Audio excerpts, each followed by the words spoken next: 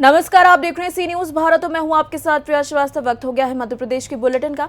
मध्य प्रदेश की बुलेटिन में बात होगी दमोह की, जहां शादपुर गांव में 13वीं में शामिल होने जा रही एक ट्रैक्टर ट्रॉली पलट गई, जिसमें 31 लोग घायल हुए। क्या है मामला, देखिए इस रिपोर्ट में। बटियागढ़ तहसील क्षेत्र के शादपुर गांव में पलटा ट्रैक्टर ट्रॉली। प्राप्त जानकारी के अनुसार बरा अवधापुर से मदनपुरा में 13वीं में शामिल होने जा रही एक ट्रैक्टर ट्रॉली पलट गई। शाम के समय भीषण सड़क हादसा हुआ, जिसमें कुल 31 लोग घायल बताए जाते हैं, जिसमें 27 महिलाओं में से 10 की हालत गंभीर बताई जा रही है। इसके अलावा 3 छोटी बच्चियां और 4 पुरुष भी घायल हैं।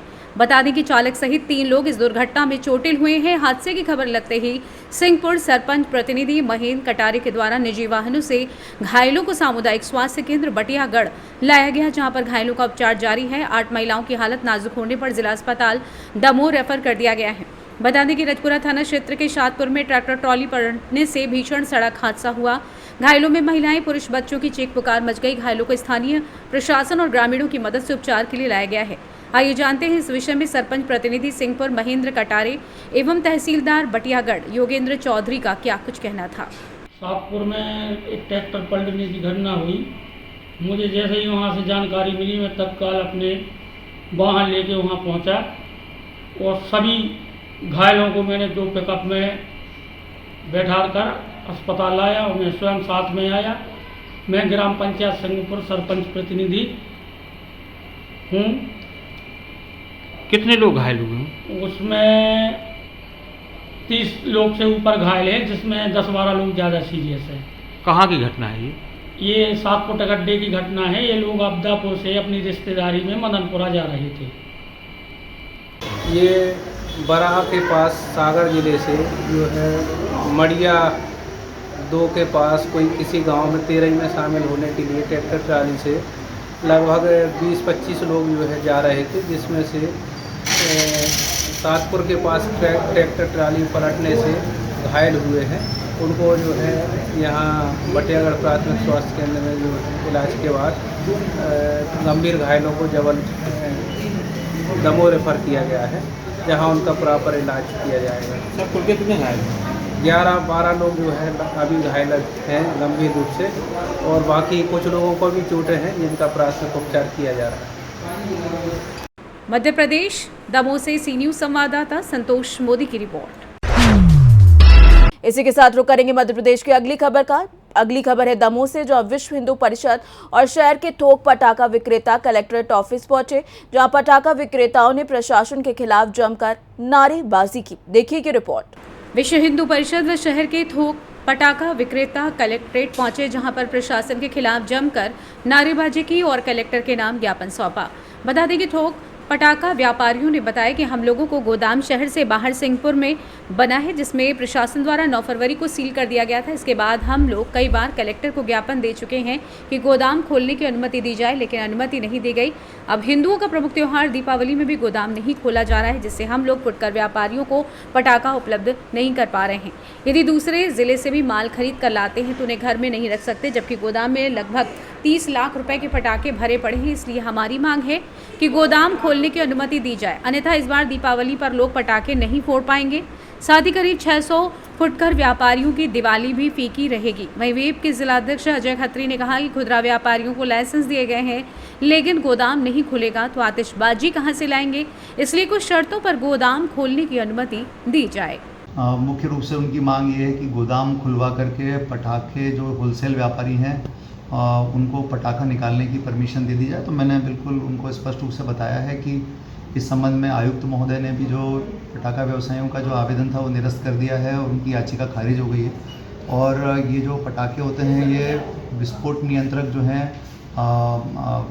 उनके पास विनष्टीकरण के लिए कार्रवाई पूरी प्रचलन में है। तो ऐसी स्थिति में ये परमिशन हमारे स्तर से नहीं दी जा सकती, लेकिन हम लोग एक पत्र ज़रूर भेज रहे हैं इस संबंध में। हम विस्फोट नियंत्रक को एक चिट्ठी लिख रहे हैं। यदि वहाँ से कोई मार्गदर्शन प्राप्त होता है तो उस संबंध में फिर नियमानुसार आगे हम कार्रवाई करेंगे। विश्व हिंदू परिषद को ये जानकारी मिली है कि प्रशासन की हठधर्मिता के कारण हिंदुओं का सबसे बड़ा त्यौहार दीपावली बगैर आतिशबाजी के होने वाला है। हम लोगों ने भी तय किया है कि ऐसा हम होने नहीं देंगे। इसलिए हम व्यापारियों को साथ लेकर के आए हैं। प्रशासन के जो भी नियम हैं, हम ऐसा चाहते हैं, हमें जानकारी लगी है कि खुदरा व्यापारियों को तो लाइसेंस दे दिए गए हैं, परंतु वो आतिशबाजी कहाँ से लेके आएंगे जब थोक व्यापारियों की गोदामें लाक की हुई हैं, किसी भी कारण से की हुई हैं, कोई पूर्व में कोई घटना हो चुकी है, तो उसके लिए प्रशासन को पहले देखना चाहिए था। यदि ऐसा कुछ हो भी गया है, अभी सारे नियमों को के साथ इनको अभी गोदामें खोलने की अनुमति दे दी जाए, ताकि बाजार में आतिशबाजी उपलब्ध हो सके। या एकादशी तक एक तय समय सीमा कर ले प्रशासन, उतने समय तक के लिए लाइसेंस जारी कर दिए जाएं, ताकि हिंदुओं का त्यौहार ससम्मान मनाया जा सके। अभी आपने कहा कि अगर प्रशासन बात नहीं मानता है तो आप लोग आंदोलन करने वाले। बिल्कुल आंदोलन करने के लिए बाध्य रहेंगे। समस्त हिंदू समाज रहेगा इसमें, सिर्फ विश्व हिंदू परिषद या व्यापारियों का मामला नहीं है, ये तो समस्त हिंदू समाज का है। किस प्रकार के इसमें हम आग्रह, आप लोगों से भी आग्रह, वो हम लोग बैठ के तय करेंगे। हमारी जिला टोली होती है, प्रांत में हमारी बात चल रही है, वो लोग जैसा निर्देश करेंगे हम वैसा आंदोलन करेंगे। आपके कितने परिवार? लगभग 300 परिवार प्रभावित हो रहे हैं व्यापार से, लेकिन हिंदू समाज लाखों की संख्या में प्रभावित है। दमोह से सी न्यूज संवाददाता संतोष मोदी की रिपोर्ट। इसी के साथ रुख करेंगे अगली खबर का। दमोह में भगवती मानव कल्याण संगठन के लोग बोले कुमारी सरपंच और उनके देवर पर तत्काल एफआईआर दर्ज की जाए। देखिए रिपोर्ट। भगवती मानव कल्याण संगठन के सदस्यों ने कलेक्टर व एसपी को ज्ञापन सौंपकर कुमरी सरपंच व महाकाल ढाबा संचालक रश्मि यादव और उनके देवर दीपू यादव के विरुद्ध अब तत्काल एफआईआर दर्ज न करने को लेकर विरोध जताया है। आपको बता दें कि सरपंच पति पुलिस आरक्षक होने से पद का दुरुपयोग करते हैं। इस कार्य में सहयोग किया जाता है। अजय यादव कई बार कह चुके हैं कि मैं यादव हूं, मुख्यमंत्री मोहन यादव मेरे रिश्तेदार हैं, मेरा कोई बाल बाका नहीं कर सकता। आपको बता दें कि 24 अक्टूबर को सरपंच पति अजय यादव की गाड़ी से 20 पेटी अवैध शराब पटेरा थाने ग्राम बिलगोवा में पकड़ी गई और उनके विरुद्ध मुकदमा दर्ज किया गया। वहीं कुमरी थाना अंतर्गत महाकाल ढाबा में सुबह लगभग 10 बजे भगवती मानव कल्याण संगठन के कार्यकर्ताओं ने ढाबा व उसके पास टीन शेड से अवैध शराब बरामद की। इसकी जानकारी आबकारी व पुलिस थाना कुमरी में दी गई। कुछ देर बाद कुमरी पुलिस पहुंची और ढाबे के पास नीली टीन शेड में पंचनामा बनाकर ताला तोड़ा और 12 पेटी अवैध शराब जब्त कर ली गई।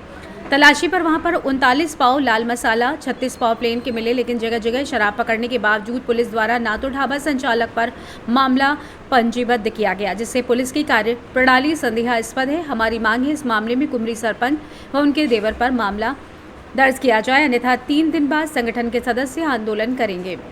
दमोह से सी न्यूज संवाददाता संतोष मोदी की रिपोर्ट। क्या कुम्हारी में जो मतलब ढाबा में जो दारू पकड़ी गई रश्मि यादव, अड्डा उसके देवर के ढाबा पे दीपू यादव, जो कुम्हारी में दारू पकड़ी गई है तो पुलिस द्वारा उसकी जब्ती या उसी के नाम क्यों नहीं बनाई गई? वो जब्ती जब अगर मेरे घर दारू पड़ी गई है तो मेरे नाम जब्ती होके और एफआईआर मेरे नाम होना चाहिए। तो ना कि क्या नाम से वो पटेरा में जो दारू पकड़ी गई उसके नाम कुम्हारी पटेरा बिलगुआ की एक ही नाम के ऊपर एफआईआर क्यों की जाती है? अगर अलग अलग मुलजिम है तो अलग अलग एफआईआर होना चाहिए। मतलब ये हमें लगता है कि पुलिस की मिली भगत है। सरपंच से दारू बिकवा, इसलिए सरपंच साहब जनहितैषी है, जनता के हित के लिए और सरपंच चुना जाता है, ना कि अवैध काम कराने के लिए सरपंच चुना जाता है। क्या वहाँ कुम्हारी के अंदर अवैध काम हो रहा था, अवैध रूप से दारू बिकी जाती है, वो भी दमोह जिला की नहीं, दमोह जिला की, उसमें पन्ना जिला, उसी छतर पर टीकमगढ़ से बाहर से जो दारू आती है और दमोह जिला में बेची जाती है। क्या चाहते हैं आप? हम लोग न्याय चाहते हैं, ऐसे कार्यक्रम खत्म होना चाहिए, क्योंकि जो दारू बिकती है हमारा परिवार नष्ट होता है। हम जो छोटे छोटे लोग हैं इनकी आदत पड़ गई दारू पीने की, उनकी माँ, बेटी, बहनें और परिवार उसका नष्ट हो चुका है। इसलिए दारू बिकना वहाँ बंद होना चाहिए। क्या नाम है? मेरा नाम बेनी सिंह लोधी। सरपंच? नहीं, वो सरपंच नहीं, मैं पूर्व सरपंच रहा कुलुआ का, कुमारी का नहीं। संबंध है कि अजय यादव जो आरक्षक था उसके द्वारा विगत कई वर्षों से अवैध धंधा चल रहा है, पूरे दमोह जिले का सबसे बड़ा माफिया। हम लोगों ने 2 पेटी में पहले भी पकड़ा था, किसी कारणवश वो वहाँ से कोर्ट से मतलब छूट गया, लेकिन फिर उसकी तस्करी बंद नहीं हुई और तस्करी करता रहा। तो हम लोग रात और दिन जाग करके हमारे पूरे दमोह जिले के कार्यकर्ता, कहीं से 2 लोग, कहीं से 4 लोग, सक्रिय कार्यकर्ता हम लोगों ने जब जाग करके 8 दिन में जब उसको पकड़ पाए तो 20 पेटी शराब उसने बिलगुआ में जब उतारते समय पर मतलब उसको पकड़ा तो वो तो उसकी FIR दर्ज पटेरा में हो गई। लेकिन जो और कुम्हारी में जब शराब पकड़ी गई तो वो अलग अलग ढाबा पे अलग अलग क्षेत्रों में पकड़ी गई है और आज दिनांक तक मान लो कार्रवाई नहीं भाई। और पहले थाना प्रभारी कुमारी द्वारा कहा गया कि हमने अलग अलग FIR दर्ज कर ली है जहाँ जहाँ शराब पकड़ी गई। तो 3 34 कुम्हारी में बने, 1 34 पटेरा में बना जो अजय यादव के नाम से, बाकी के 3 34 बनने थे कुम्हारी में। तो वो पूरी 34 की जितनी शराब पकड़ी गई है पूरी वो अजय यादव के ऊपर संकलन कर रहे हैं और वो हम लोग नहीं चाहते हैं, क्योंकि जो अलग अलग जिस क्षेत्र में पकड़ी गई और अलग अलग स्थानों में पकड़ी गई तो अलग अलग स्थानों की अलग अलग कार्रवाई 34 की होना चाहिए। और जब तक नहीं होगी, जैसे हम लोगों के साइन करवा लाए थे थाने में सब चीज़ें हो गई थी पूरा, लेकिन SDOP साहब ने और थाना प्रभारी और पटेरा थाना प्रभारी की मिली भगत से फिर यहाँ आकर के उनके बयान में विचार बदल गए और कहने लगे ये पूरी शराब अजय यादव के नाम पे जाएगी। किस किस के नाम पे होनी चाहिए FIR? वो क्या चाहते हैं? रश्मि यादव सरपंच है, उसके नाम से पूरा ढाबा संचालक है, उसके नाम से जमीन है। उसका भाई जो अजय यादव का और इनका रश्मि का देवर है वो दीपू यादव है, वो भी वहाँ ढाबा पे पूरी देख रेख करता है, वो भी संचालन करता है बेचने का। तो उनके तीनों के ऊपर कार्रवाई एक के ऊपर हो गई, लेकिन 2 जो है रश्मि यादव और दीपू यादव, इनके ऊपर 34 की कार्रवाई होना चाहिए। और जो भी उसमें अन्य लिप्त पाए जा रहे हैं उनके ऊपर भी 34। अगर नहीं होती है कार्रवाई तो क्या करेंगे? 3 दिन का हमारा केंद्रीय कार्यालय का आदेश है कि 3 दिन में यदि SP साहब ने इस पर कार्रवाई की तो ठीक है, और नहीं होगी तो फिर बहुत बड़ा विशाल धरना आंदोलन होगा, इसमें कोई समझौता नहीं होगा। इसी के साथ रुख करेंगे बुलेटिन की अगली खबर का। ग्वालियर में समाजवादी पार्टी के ग्वालियर महानगर के अध्यक्ष राजेश यादव ने अपनी कार्यकारिणी की घोषणा की है। देखिए ये रिपोर्ट। ग्वालियर समाजवादी पार्टी ग्वालियर महानगर के अध्यक्ष राजेश यादव ने आज अपनी कार्यकारिणी घोषणा की। इस कार्यकारिणी में 35 सदस्यों को शामिल किया गया है, जिसमें 3 उपाध्यक्ष, 1 महासचिव, 1 प्रवक्ता, 1 कोषाध्यक्ष तथा 9 सचिवों की नियुक्ति की गई है। वहीं 18 कार्यकारिणी सदस्य बनाए गए हैं तथा महिला प्रकोष्ठ के और विधि प्रकोष्ठ की भी नियुक्ति की गई है। वहीं इस नवीन कार्यकारिणी में 10 विशेष आमंत्रित सदस्यों को शामिल किया गया है। उक्त जानकारी पार्टी के महानगर ग्वालियर के अध्यक्ष राजेश यादव ने आज पत्रकार वार्ता में दी। उन्होंने जानकारी देते हुए बताया कि मध्य प्रदेश में बेरोजगारी, बलात्कार एवं अन्य घटनाएं अपने चरम सीमा पर हैं। भाजपा की सरकार अपराधों को रोकने में नाकाम रही। उन्होंने बताया कि समाजवादी पार्टी प्रदेश में बढ़ रही बेरोजगारी और अपराधों के खिलाफ सरकार के खिलाफ आंदोलन करेगी। वहीं प्रदेश के महासचिव ने बताया कि इंडिया गठबंधन को लेकर राष्ट्रीय स्तर पर बातचीत हुई थी, लेकिन बुधनी और विजयपुर को लेकर इंडिया गठबंधन में तालमेल नहीं बैठने से बुधनी से समाजवादी पार्टी ने अर्जुन कार्य जो पहले कांग्रेस में चले गए थे और वापस समाजवादी पार्टी में आ चुके हैं, उन्हें अपना अधिकृत प्रत्याशी बनाया है। वहीं विजयपुर विधानसभा क्षेत्र को लेकर विचार विमर्श चल रहा है।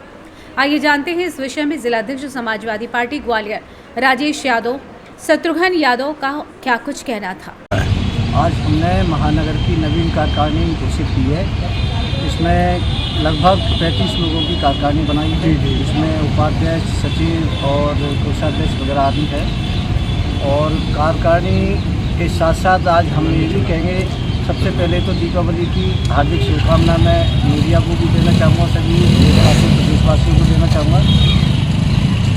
और दीपावली के साथ साथ जो किसानों पर और ये बेरोजगारी, ऐसे कई मुद्दे हैं जो ग्वालियर की काफ़ी समस्या में हैं। और प्रशासन की और शासन की भी जो उनकी त्रुटियाँ हैं उनको भी हम देखते हुए काम करेंगे। जो कई महिलाएं वगैरह कई चैन लूट लेने का काम हो रहा है और लूट खसोट का काम जो चल रहा है, उनकी सुनवाई नहीं हो रही है, थानों में जाती हैं वो बेचारी और उन पर कोई कार्रवाई नहीं की जाती, तो उस पर हमारी समाजवादी पार्टी का। देखिए, सरकार तो प्रत्येक राज्य में चलती है और मध्य प्रदेश की सरकार सुशासन की जो सरकार हुआ करती थी, आज वो प्रशासन की सरकार एक उदाहरण बन के मध्य प्रदेश में प्रस्तुत है। आप देख रहे होंगे आए दिन SC, ST और आदिवासियों के ऊपर जो लगातार हमले हो रहे हैं। हमले होने के साथ साथ उनकी जो सुनवाई है वो सुनवाई नहीं हो रही है, जिससे दलित पीड़ित है, आदिवासी पीड़ित है और उनके जल जंगल जमीन को लूटा जा रहा है। आप देख रहे हैं किसान लाठियां खा रहा है DAP और यूरिया खाद के लिए, और यह सरकार किसानों को डीएपी और यूरिया उपलब्ध नहीं करा पा रही है और ये सरकार एमएसपी का वादा करती है। एमएसपी का ये वादा करती है, सोयाबीन का आप लागत देखेंगे तो 9 से 10 हज़ार प्रति एकड़ कुंटल के हिसाब से लागत आती है और सरकार 6,000 रुपया में सोयाबीन खरीदने का काम कर रही है। समाजवादी पार्टी किसानों के साथ है और युवाओं के साथ है। युवा जिस प्रकार से भारतीय जनता पार्टी की सरकार में बेरोजगार करके कॉरपोरेट हाथ में युवाओं का भविष्य सौंप रही है मध्य प्रदेश की मोहन यादव की सरकार, हम ये मोहन यादव जी से कहना चाहते हैं कि मध्य प्रदेश के युवाओं का, हमारे जो पूर्व मामा थे शिवराज सिंह ने तो बट्टाधार किया ही है, अगर आप में भी अगर मामा बनने की इतनी ही उत्साहिकता है तो अच्छे मामा बनिए, ना कि कंस मामा बनिए। इसी आशा और विश्वास के साथ मैं उनको संबोधन कर। विजयपुर में उपचुनाव होने जा रहा है, बुधनी में भी उपचुनाव है, बुधनी में समाजवादी पार्टी ने प्रत्याशी उतार दिया है, किस तरीके से हालात लग रहे हैं? देखिए, ये लड़ाई इस समय है भाजपा को हराना, मतलब एनडीए को हराना। देखिए, बुधनी में हमारा प्रत्याशी पार्टी ने तय किया है, वो राष्ट्रीय अध्यक्ष अखिलेश यादव ने तय किया है और विजयपुर में हमारा कैंडिडेट अभी उतरा नहीं है। तो आप समझिए कि जहाँ तक है कि वो कांग्रेस को ही, हम इंडिया गठबंधन को ही वो समर्थन देंगे और हम ये चाहते हैं कि जिस लोगों ने उस व्यक्ति को, रामनिवास रावत को 7-8 बार विधायक बनाया, जिस जनता ने उसको कांग्रेस पार्टी के इंडिया गठबंधन के चुनाव चिन्ह पर जिताया, उसी ने गद्दारी करने के साथ, और हम ये चाहते हैं कि वहाँ की सरकार, वहाँ के लोग इंडिया गठबंधन के प्रत्याशी मल्होत्रा जी को जिताएंगे और मध्य प्रदेश में इंडिया गठबंधन का भी एक नया उदाहरण देने का काम करेंगे। ग्वालियर से सी न्यूज़ संवाददाता शिवम सिंह चौहान की रिपोर्ट। मध्य प्रदेश के इस बुलेटिन में फिलहाल के लिए इतना ही। देश दुनिया की बाकी और खबरों के लिए आप बने रहिए सी न्यूज़ भारत के साथ।